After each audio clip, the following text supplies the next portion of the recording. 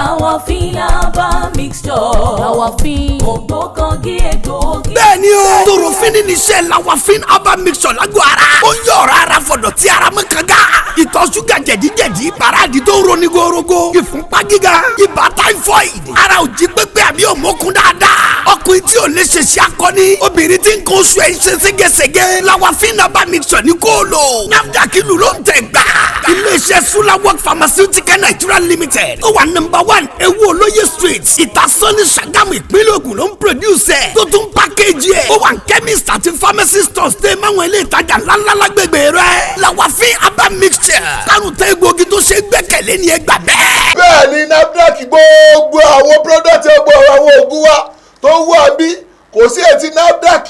tí wọn ò jẹ́ ló tẹ̀ wípé ó kárẹ̀ owẹ̀ oyin kẹ̀kẹ́ ní gbogbo àwọn oògùn tó wà bí ẹgbẹ́ mi ò ní Lawafin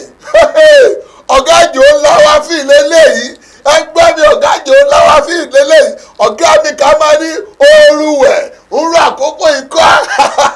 ẹ wò ó lágbára Lawafin lélẹ́yìí Lawafin tẹ́ bá fẹ́ lo ẹni oògùn gbogbo oògùn wa tẹ́ bá fẹ́ lò ẹ fẹ́ lo one stone ẹ fẹ́ lò ó ní ètò ọkọ̀ máa lò ní tẹ́ bá ti gbé lura ẹgbẹ́ mi sójà lélẹ́yìí ẹgbẹ́ yà sójà ò dá lára àìsàn ṣe kí ni gbogbo jẹ̀dí wọ́n ya wèrè gbogbo jẹ̀dí ti ṣòfò ẹ tó sọ bẹ́ẹ̀ ni ẹgbẹ́ lura ẹ máa dá sí ògì tó o bá rí ògì dá sí omi gbóná ìwọ sákò lò ó já méjì sí ìwọ tó bá lọ bí iṣẹ́ alẹ́ ni kò lò ó já sí tó bá ti já sí òwò àlòkò wa lọ sùn kílẹ̀ tó mọ́ gbogbo jẹ̀dí akọ jẹ̀dí òfò jẹ̀dí òun àti eléyìí wọ́n jọ wá máa jà wọ́n jọ máa jà tán bá wá jà ńgbà tí Lawafin bá wà nà tán ìwọ wà lọ dànù sí tọ́lẹ̀tì ó wà lọ ṣègbọ̀nsẹ̀ wọ́ọ́rọ́wọ́ nílẹ̀ bá wá mọ́ àwa lo one stone ọwọ́ fi sí ó ní owó àǹbí ẹ̀rà bẹ́ẹ̀ tí lóore náírà náà ni pé kẹ́ ọ́dà fún ní orí WhatsApp 090 20 17 19 99 090 20 17 1999. Lawafin herbal mixture. Lawafin ògbókangí egbòogi. bẹ́ẹ̀ni o torofin ní iṣẹ́ Lawafin herbal mixture lágọ̀ọ́ ara. ó ń yọ ọ̀rọ̀ ara fọ̀dọ̀ tí ara mọ́ kanga. ìtọ̀ ṣúgà jẹ̀díjẹ̀dí paráàdì tó ń roni gorogo. ìfúnpá gíga ibà typhoid. ara ò jí pépé àbí òmókun dáadáa. ọkùnrin tí ò lè ṣe ṣe akọni. obìnrin tí ń kó oṣù ẹ̀ ń ṣe ségesège. Lawafin herbal mixture ní kó lò. NAFDAC ìlú ló ń tẹ̀ gbà. iléeṣẹ́ Sulawok Pharmaceutical Nigeria Limited ó wà #1 Ewu Olóyè Street Ìtasọ́ni Ṣàgámù ìpínlẹ̀ Ògùn ló ń produce ẹ̀ tó tún package ẹ̀. ó wà ní chemist àti pharmacy stores tẹ́ máwọn ilé ìtajà ńláńlá lágbègbè rẹ̀. Lawafin herbal mixture kárùn tẹ́ egbòogi tó ṣe gbẹ́kẹ̀lé ní ẹgbà bẹ́ẹ̀. bẹ́ẹ̀ ni káwa tó kúrò lé láràárọ̀ làwa máa yọ́ mu ẹgbọ́n mi èmi máa lo olómi bẹ́ẹ̀ mi tẹ̀sí máa lò ó máa yí àwọn èèyàn lẹ́nu ni èmi á fi olómi máa fi lo ní powder máa fi méjèèjì máa fi gbára wọn ò bí jẹ̀díjẹ̀dí ó dáa wọn ò bí akọ̀jẹ̀dí wọn ò bí dáa lára àtàwọn àyí tó rà máa mọ ẹlẹ́rìn dòdòdò dáadáa tá a bá ti wá mú nǹkan tó dùn tán àwọn náà ò pé kí la fẹ́ ṣe àwọn àfi Lawafin olómi àtòní powder àwọn àfi wá gbà tá a bá ti fi wá gbà àwọn àìsàn gbẹ̀sẹ̀ ní wọ́ọ́rọ́wọ́ àròwọ̀ àtúwà gbogbo ògùn tá a bá wá lò ń gbà yẹn gbọ́ mi yóò wá ṣe kí ni yóò máa ṣiṣẹ́ gbọ́ mi kì í sígbà tí jẹ̀dí bá mú ẹ àbí táìsàn bá mú ẹ àwọn ọmọ kéékèèké olómi wà fún wọn ẹ fún àwọn ọmọ yín mu àwọn ọmọ tó mu súwìtì tó mu kinní kan tó jẹjẹkújẹ tó ń lọ kinní kan tó ń lọ jẹjẹkújẹ ẹ wá gbọ́ láàárọ̀ nígbà táwọn wà kékeré tí a bá ti jí àwọn ìyá wa wọ́n fi àgbo jẹ̀dí wọ́n fi rọ wá ṣùgbọ́n láyé ìsìn tọ́mọ bá jí kò ságbo jẹ̀dí súwìtì mídímídì òun làwọn òbí náà máa fún àwọn ọmọ mu ṣùgbọ́n bó ṣe wà ní ìsìn ọ̀pọ̀lọpọ̀ bàbá Sulemani Ẹgbẹ̀jì Ògbómọ̀ṣọ́ láàárọ̀ tẹ́ ẹ bá ti jí ẹgbẹ́ ọmọ yín ọmọ kékeré ẹ fà mọ́ra ẹgbẹ́nu rẹ̀ sókè ẹ fi síbí méjì ẹ fi sí lẹ́nu ẹ̀yin àgbàlagbà ẹ lọ síbí mẹ́rin ẹ fi Lawafin powder ẹ fi míìsì ẹ wò ó jẹ̀díjẹ̀dí ṣe kí ni jẹ̀díjẹ̀dí ti kànjọ̀gbọ̀n ó náà o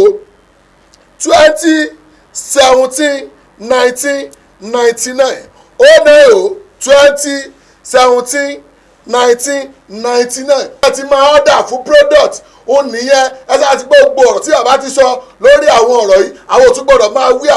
àwí asẹ́mọ́ àgbọ́dọ̀ máa sọ̀rọ̀ mọ́ ó nìyẹn bàbá wa ti sọ̀rọ̀ lánàá àwọn ọ̀rọ̀ tó ń kí yín ni kẹ́fì lè mọ̀ ẹ gbọ́ mi.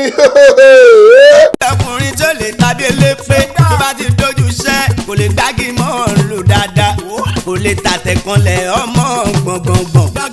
nǹkan ọmọkùnrin kéré jọjọ rí ẹ lọ́wọ́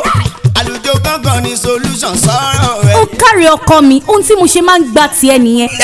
ó ti yí àwọn ọkùnrin tó yakilala tá a dá mọ̀ wípé kárakára ní iṣẹ́ àlùjọ gángan náà alcoholic bitters lágọ̀ ara olómi ẹ̀ wà ọlọ́tí ẹ̀ náà wà méjèèjì ló ń ṣiṣẹ́ bí àrìrà lágọ̀ ara ó mára gbá yagiyagi ó ń fúnni lókun àtagbára tá a nílò láti máa ṣiṣẹ́ akọni bí nǹkan ọmọkùnrin bá kéré jọjọ orí ẹ̀ lọ àlùjọ gángan náà alcoholic bitters ni kò gbẹlura kò dúró déédéé ọ̀pá ìyún náà tọ̀tọ̀ọ̀tọ̀ wàá máa ṣínà bolẹ̀ tàbí elépè nígbà bẹ́ẹ̀ àlùjọ gángan náà alcoholic bitters iléeṣẹ́ suwalok pharmaceutical nigeria limited tó wà ní number 1 ewu olóye street ìtasọ́ni sagamu nílẹ̀ Ògùn ló ń produce tó tún pákéjì eré ẹ̀ nílẹ̀ ìgbafẹ́ àtàwọn ọjà ńláńlá tó wà lágbègbè rẹ̀ tó ìmọ̀dọ̀ àwọn alágbàtàjà kejìdó nàìjíríà àlùjọ gángan náà alcoholic bitters ìwọ náà gbẹlura kó gbà kó kọjá bẹ́ẹ̀. ẹ gbọ́ mi ọlọ́tí wà olómi wà méjèèjì wọ́n jọ máa ń òwe àjà lágọ̀ọ́ ara ni kò sí ẹni tí ò lè lò ó wọn bàbá wa sọ pé obìnrin lè lu àlùjọ gángan òun náà lè lu gángan torí obìnrin lu àlùjọ ọkùnrin lu àlùjọ kì í sàkùnrin ló yẹ kó máa nìkan ló yẹ kó lò ó wá ní obìnrin lò ọkùnrin lò ẹ̀yẹ gbẹlura tó bá ti gbẹlura ẹ wá gbọ́ ìwọ ọkùnrin tí nǹkan ọmọkùnrin ẹ tó bó kéré jọ jó orí ẹ lọ ìwọ tó lè tàtẹ̀kẹ́lẹ̀ ọmọ gbọ̀ngbọ̀n blessings ó ń gbọ́ mi ṣé ó ń gbọ́ gájò ṣé ń gbọ́ mi ẹ gbọ́ ìwọ ọkùnrin tó lè tàtẹ̀kẹ́lẹ̀ so ti gbọ́ az gbọ́ ẹnu àlùjọ gángan ẹtẹ̀yàwó yín tẹ̀kútẹ̀ ẹtọkọ yín tẹ̀kútẹ̀ ń rèé àlùjọ gángan olómi àtọ́lọ́tì owó àbí ibi tá a bá ti ń ṣe òun náà láti jẹ ẹ ká tún já kan ká tún gbẹlura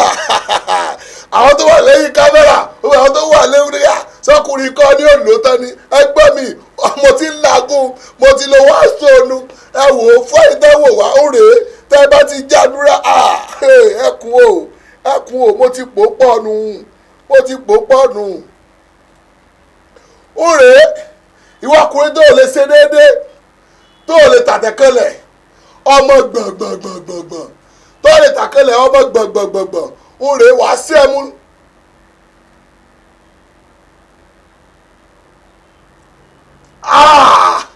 yéè máa jalè máa lágbára lórí fíìdì tí Ṣèyí Mákindé ti gómìnà ti Ọ̀yọ́ stéètì tó ẹsẹ̀ dágàlẹ̀ tó ẹsẹ̀ túnṣe fíìdì àná máa jẹ òní máa lágbára.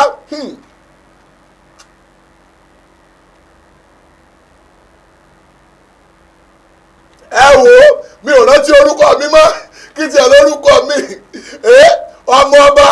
Bíọ́dún Kẹ́hìndé Philip ìwọ́n tó bá pè mí ní Abíọ́dún màá sún ẹ sí kóòtù torí mo ti lọ kóòtù kò sí ẹnu orúkọ mi mọ́ Bíọ́dún ń lórúkọ mi ọmọọba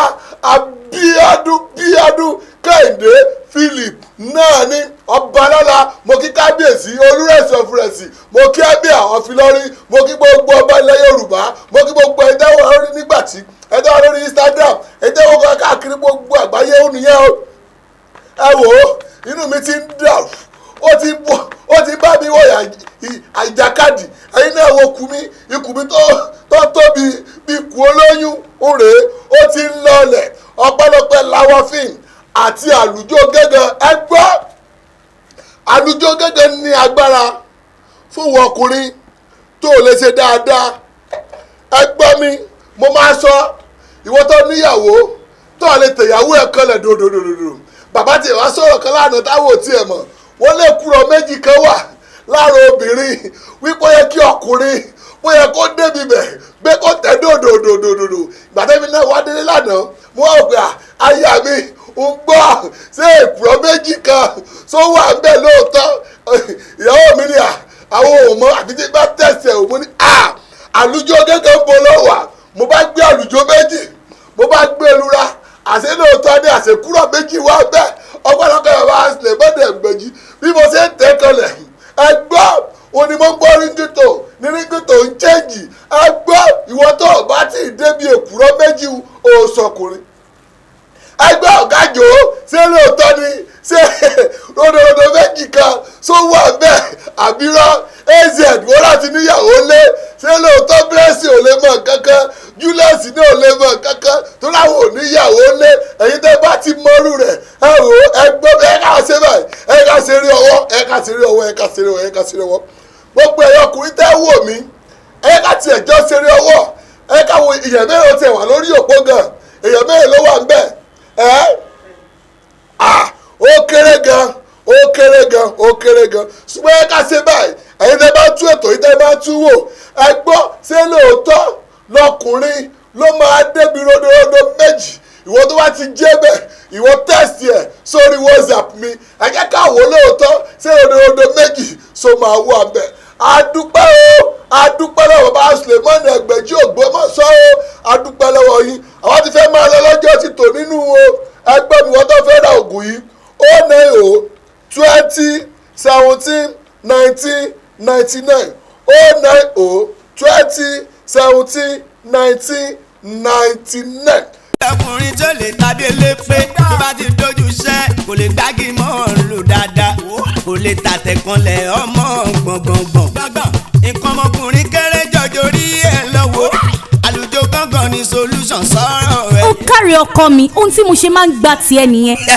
ó ti yí àwọn ọkùnrin tó yakilala tá a dá mọ̀ wípé kárakára ní iṣẹ́ àlùjọ gángan náà alcoholic bitters lágọ̀ ara olómi ẹ̀ wà ọlọ́tí ẹ̀ náà wà méjèèjì ló ń ṣiṣẹ́ bí àrìrà lágọ̀ ara ó ń mára gbá yagiyagi ó ń fúnni lókun àtagbára tá a nílò láti máa ṣiṣẹ́ akọni bí nǹkan ọmọkùnrin bá kéré jọjọ orí ẹ̀ lọ àlùjọ gángan náà alcoholic bitters ni kò gbẹlura kò dúró déédéé ọ̀pá ìyún náà tọ̀tọ̀ọ̀tọ̀ wàá máa ṣínà bolẹ̀ tàbí elépè nígbà bẹ́ẹ̀ àlùjọ gángan náà alcoholic bitters iléeṣẹ́ suwalok pharmaceutical nigeria limited tó wà ní number 1 ewu olóye street ìtasọ́ni Ṣàgámù ìpínlẹ̀ Ògùn ló ń produce tó tún pákéjì eré ẹ̀ nílé ìgbafẹ́ àtàwọn ọjà ńláńlá tó wà lágbègbè rẹ̀ tó mọ́dọ̀ àwọn alágbàtà jákèjádò nàìjíríà àlùjọ gángan náà alcoholic bitters ìwọ náà gbẹlura kó o gbà kó kọjá bẹ́ẹ̀. ẹ wo gbogbo ẹtún di ọ̀la a tún máa pàdé rọ̀lẹ́ láago 5 láìfù iná ní abẹ́kí gbogbo àwọn èèyàn kó kú onú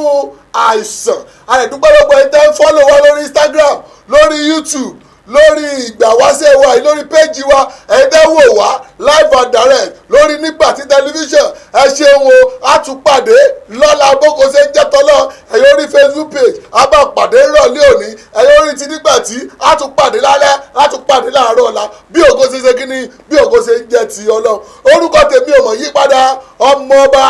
Bíọ́dún Kẹ́hìndé Philip mọ ní orúkọ ti tèmi adúpẹ́ lọ́wọ́ Gájò tó wà lórí Instagram adúpẹ́ lọ́wọ́ Blessing tó kàn nẹrúlẹ̀ tó kàn wò wá bó ṣe ń lọ bó ṣe ń bọ̀ ó ní adúpẹ́ lọ́wọ́ AZ tó wà nídìí kámẹ́rà tó yẹ kó máa wò wá lórí Nígbàtí adúpẹ́ ọ̀gá mi Táíwò Azam ẹ ṣé gan fúnra àǹfààní tẹ́ fi wá tẹ́ fi kalẹ̀ fún wa yìí adúpẹ́ lọ́wọ́ bàbá wa Suleiman Ẹgbẹ̀jí tó so nígbàwó ètò yìí tó dẹ̀ sponsor ẹ̀wọ̀ ètò yìí bàbá wa tí wá ní pé ká sọ fún yín o. ọkùnrin tó lè tàbí elépe tó bá ti dojú iṣẹ́ kò lè gbági mọ́ lò dáadáa kò lè tàtẹ̀kànlẹ̀ ọmọ gbọ̀ngbọ̀ngbọ̀n nǹkan ọmọkùnrin kéré jọjọ rí ẹ lọ́wọ́ àlùjọ gángan ní solution sọ̀rọ̀ rẹ. ó kárí ọkọ mi ohun tí mo ṣe máa ń gbà tiẹ̀ nìyẹn. ó ti yí àwọn ọkùnrin tó yakilala tá a dá mọ̀ wípé kárakára ní iṣẹ́ àlùjọ gángan náà alcoholic bitters lágọ̀ ara olómi ẹ̀ wà ọlọ́tí ẹ̀ náà wà méjèèjì ló ń ṣiṣẹ́ bí àrìrà lágọ̀ ara ó ń mára gbá yagiyagi ó ń fúnni lókun àtagbára tá a nílò láti máa ṣiṣẹ́ akọni bí nǹkan ọmọkùnrin bá kéré jọjọ orí ẹ̀ lọ àlùjọ gángan náà alcoholic bitters ni kò gbẹlura kó dúró déédéé ọ̀pá ìyún náà tọ̀tọ̀ọ̀tọ̀ wàá máa ṣínà bolẹ̀ tàbí elépè nígbà bẹ́ẹ̀ àlùjọ gángan náà alcoholic bitters iléeṣẹ́ suwalok pharmaceutical nigeria limited tó wà ní number 1 ewu olóye street ìtasọ́ni Ṣàgámù ìpínlẹ̀ Ògùn ló ń produce tó tún pákéjì eré ẹ̀ nílé ìgbafẹ́ àtàwọn ọjà ńláńlá tó wà lágbègbè rẹ̀ tó mọ́dọ̀ àwọn alágbàtà jákèjádò nàìjíríà àlùjọ gángan náà alcoholic bitters ìwọ náà gbẹlura kó gbà kó kọjá bẹ́ẹ̀. ẹgbẹ́ mi bàbá Suleiman Ẹgbẹ̀jí wọ́n ní ká sọ fún gbogbo ọmọ Nàìjíríà wípé àwọn fẹ́ máa ran àwọn èèyàn lọ́wọ́ ìwọ tó kù díẹ̀ káàtó fún bóyá àti mọ́ lo ẹnu ó kù díẹ̀ fún ẹ bàbá aláwọn fẹ́ máa ràn wọ́n lọ́wọ́ wípé àwọn dẹ́fẹ́ kí àwọn èèyàn pé kí wọ́n support àwọn ìwọ́n táwọn kan fẹ́ support bàbá Suleiman Ẹgbẹ̀jí Ògbómọ̀ṣọ́ wọ́n fẹ́ partner pẹ̀lú wọn ìwọ́n tó partner pẹ̀lú wọn gbọ́ mi òsì onítọ̀ ọmọ aláfẹ́ máa fún àwọn èèyàn afẹ́ máa fún wọn lówó afẹ́ máa fún àwọn èèyàn lẹ́kọ̀ọ́ ọ̀fẹ́ afẹ́ máa ra oúnjẹ fún àwọn èèyàn lórí ètò yìí náà ni a máa gbé àwọn èèyàn wá àwọn tó ti làmì láka nínú iṣẹ́ sọ̀rọ̀sọ̀rọ̀ a kọ́ máa bẹ̀rẹ̀ látòrí olóògbé Máyọ̀wá ọmọ Òrìṣàtọ́lá ìyàwó wọn mẹ́tẹ̀ẹ̀ta a máa fún wọn ní nǹkan ìwọ́n tó wọ́n fẹ́ sọ́pọ́tì bàbá fún àwọn nǹkan bí àwọn yìí àwọn márùn kan ti wà ńlẹ̀ tí wọ́n ti tò kalẹ̀ tó gba àwọn aláwọ̀ máa fún ní ẹ̀bùn a dẹ̀ máa fi gbogbo ọmọ Nàìjíríà tá a bá ti ń fún wọn kó mọ̀ dàbí pé a kàn ń support àárín nǹkan tá a fi ń ṣe ìwọ tó bá fẹ́ support bàbá wa Suleiman Ẹgbẹ̀jí Ògbómọ̀ṣọ́ ìwọ kan sọ fún mi pé màá support o nọ́mbà yẹn náà ni wọ́n tó bá ti fẹ́ bá wa sọ lórí rẹ̀ ó náà yòó 20 17 19 19 àwọn tó bá fẹ́ support sọ bẹ́ẹ̀ iye báyìí máa fi support yín o gbogbo yín lè máa wò ó nígbà tá a bá ń ṣe gbogbo ẹ̀ yóò rí nígbà tí ó náà yòó 20 17 19 99 ní ẹ pé o ẹ send message sórí WhatsApp ìwọ tó bá wá pè bí àwọn tó ní WhatsApp ọ̀dẹ̀ fẹ́ ra product ìwọ nìkan lọ lè pè ṣùgbọ́n àwọn tó ní WhatsApp tọ́lọ́ ń jogún WhatsApp fún tọ́lọ́ dẹ̀ jogún fóònù gidi fún ẹ tọ́lọ́ ń jogún data fún ẹ ìwọ tí message wà lórí WhatsApp bó ṣe ń ṣe yìí àìsàn wàhálà ìdààmú kò ní jẹ́ tiẹ̀ o gbọ́ mi téèyàn bá wà lálàáfíà o lè yẹn ra mọ́tò téèyàn bá wà lálàáfíà o lè yẹn kọ́lé téèyàn bá wà lálàáfíà o lè yẹn jẹun téèyàn bá wà lálàáfíà o lè yẹn jà gbọ́ mi téèyàn bá lálàáfíà téèyàn bá ti dòkú kò sí nǹkan kan tó lè ṣe mọ́ o ṣùgbọ́n kí àìsàn tó wu ara rẹ kò sí iye tó nẹ́sàgó ara rẹ ìwọ náà ara ẹ lọ náà fún o mọ́nà ó fẹ́ dé lẹ́ni náwó sórí ara rẹ kí ṣe gbàgbà tí àìsàn bá wá ṣe bá ń ṣe ẹ́ ni wàá ti máa gbà Kẹ́hìndé Abíọ́dún àìsàn máa ń ṣe mí o gbogbo ẹ̀ lórí nígbà tí ẹ gbọ́ mi ẹ ti wo part 1 ẹ ti wo part 2 láìpẹ́ gbogbo ṣe ń jẹ́ títí ọlọ́ ẹ dẹ̀ máa gbọ́ ọ̀rọ̀ láti ẹnu bàbá wa Suleiman Ẹgbẹ̀jí Ògbómọ̀ṣọ́ ẹ gbọ́ mi o ẹ gbọ́ mi láti ìlú US ẹ rí òyìnbó tó mú 1 stone tó sọ iye àwọn tó ti lọ 1 stone tó lè ti ṣiṣẹ́ fún láti bí last week èèyàn 30 tó fún gbà òun ní ọgbọ́n ẹ̀dọ́ ọ̀hún ló fẹ́ èèyàn 30 ní wọ́n lò gbogbo àìsàn tó jẹ́ wàhálà gbogbo àìsàn máa bomú má sọ̀rọ̀ sí èèyàn jìnnà síra ẹni tó mú wọn lọ́hùn wọ́n sọ yìí ṣe kí ni ó kò ní fàṣẹ o ó kò ní fàṣẹ gbogbo àwọn tó wà ń bẹ̀ ohun tí wọ́n rà ní o wọ́n sọ yìí ni wọ́n rà o gbogbo àwọn tó wà lamẹ́ríkà tó wà ní US wọ́n sọ yìí ló need láti fi jẹ́ kí ó ṣèfù ẹ yẹ kí ó kó ankop kó fún ní fàṣẹ fún àwọn àìsàn tó wà ní àgọ́ ara ẹ ó náà o 20 17 19 99 ó náà o 20 17 19 99 orúkọ tèmi ò yí padà ọmọọba Bíọ́dún kí lẹ sọ bàtà ẹgbẹ́ mi ẹ mọ̀ gbọ́ mi mo fẹ́ wò ó bóyá ìgbàgbọ́ mi bóyá ó máa rọ̀ mọ́ àbí kò ní rọ̀ mọ́ ẹ wò ó àní mo fẹ́ chẹ́ǹjì mọ́tò mi mo fẹ́ ra Sienna tuntun mo dẹ̀ fẹ́ ra bàtà yẹn wù mí mo rí lọ́ọ̀láì ni mo wá gbàdúrà lónìí wípé ká tó padà wá lọ́sẹ̀ tó ń bọ̀ kó tó di ọ̀sẹ̀ tó ń bọ̀ mo nígbàgbọ́ ni o bàbá wa Suleiman Ẹgbẹ̀jí ló ní kí n sọ wípé màá rà á èmi náà wá nígbàgbọ́ wípé kó tó di ọ̀sẹ̀ tó ń bọ̀ wípé màá ra Sienna màá wá ra bàtà wọn màá wá sórí prógámù màá wá gbé mọ́tò yẹn náà wá sórí prógámù ó gẹ̀dùn wípé kò lè gòkè ni ṣùgbọ́n gbogbo yín náà lẹ́ máa rí màá wò bóyá ìgbàgbọ́ mi bóyá ó rọ̀ mọ́ àbí kò rọ̀ mọ́ mo fẹ́ ra Sienna mo dẹ̀ fẹ́ ra bàtà tuntun mo ti ra chain